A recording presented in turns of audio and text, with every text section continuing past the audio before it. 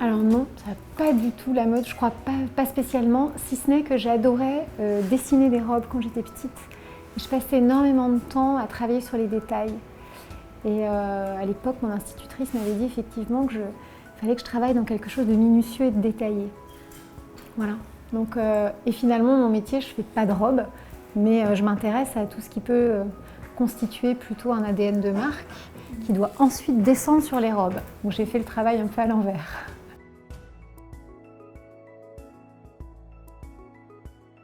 Alors moi, j'ai pas commencé par l'universitaire, j'ai commencé par faire S-Mode ISEM, donc je me suis tout de suite spécialisée. En fait, je voulais à la base faire une école de commerce, ou voilà, m'intéresser au marketing. Et quand j'ai su qu'il existait une école qui se spécialisait dans le marketing de mode et de l'industrie de mode, ça m'a énormément intéressée. Donc je me suis dirigée vers là. Et ensuite, j'ai fait un programme d'échange au FIT à New York pendant voilà, le temps de ce programme d'échange. Et ensuite, j'ai fait London College of Fashion. J'ai fait un Postgraduate Certificate, donc en achat et merchandising. Et j'ai terminé mon parcours à l'Université Lumière à Lyon 2, où à mon époque, ça s'appelait pas un master, mais un DSS. Et j'ai terminé mon cursus étudiant là, qui se faisait en 1 an à l'époque et pas en 2 ans. C'est une année qui a été extrêmement clé pour moi parce qu'effectivement, je sortais de London College et je me destinais plus à une carrière de chef de produit.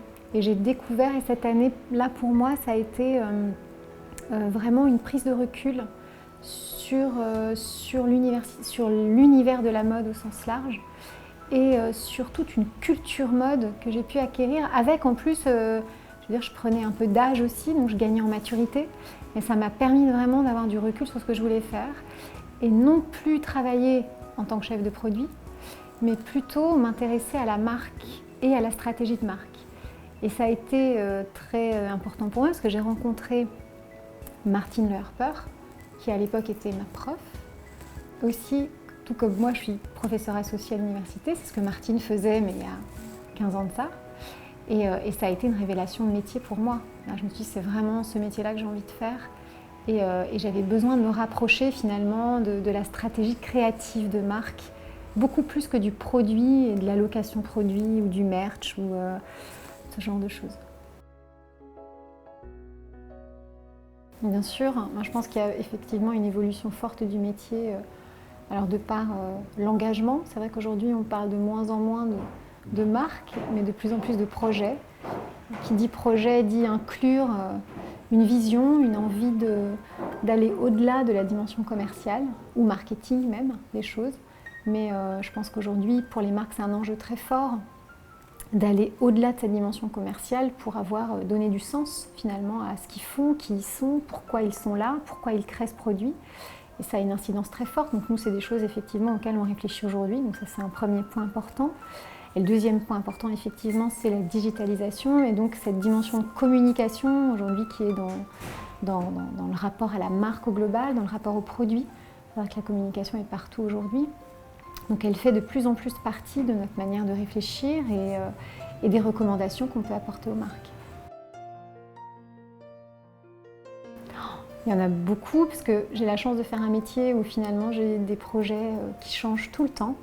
Donc c'est vrai que je passe de l'univers du luxe à l'univers de la voiture autonome, en passant par les scénographies pour Canal+, en faisant un détour par par l'univers du luxe, par la Chine, voilà, donc c'est vraiment une découverte en fait de tous les instants. Je pense que c'est un métier dont on ne se lasse pas parce qu'il n'y a pas de routine. Et ça, c'est assez génial pour ça. En tout cas, s'il n'avait pas existé, j'aurais bien voulu l'inventer, donc je suis assez contente de le faire aujourd'hui. Et puis je pense qu'il y a aussi quelque chose d'assez fort et qui m'intéresse particulièrement dans ce métier, c'est toute la dimension sociologique des choses.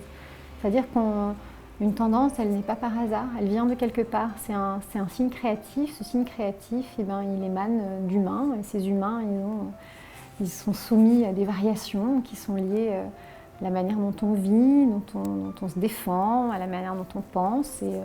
Et du coup, moi, ce qui m'intéresse, c'est ce décodage-là. Moi, je lui dirais, ça va, tu as fait de bons choix. Je vous conseillerais effectivement, le stage, il est extrêmement important. Il se prépare à l'avance. Je pense que cette expérience professionnelle-là, elle est vraiment clé dans la suite des événements pour savoir ce que vous avez envie, ce dont vous avez envie ou ce dont vous n'avez pas envie. Donc, je pense qu'il faut vraiment prendre le temps de se poser ces questions-là et profiter de ces années. Effectivement, j'entends souvent en M1 dire que vous avez du temps.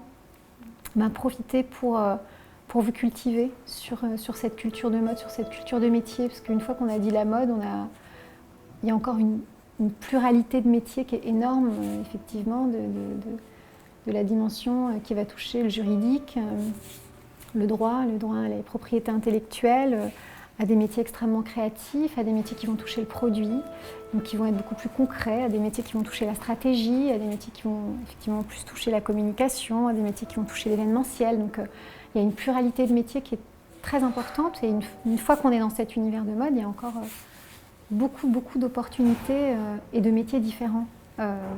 Donc c'est de prendre le temps de se cultiver sur toute la pluralité de ces métiers, et puis de s'acharner à trouver le bon stage.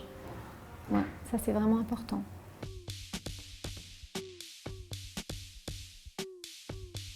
Spike Jonze, Joaquin Phoenix dans Her. Un designer de mode. Moi je reste assez Isabelle Marant. Le velours, une grosse boucle, le verre, le café, le chocolat. Un talk show host de Radiohead, Los Angeles. Merci. C'est très toi.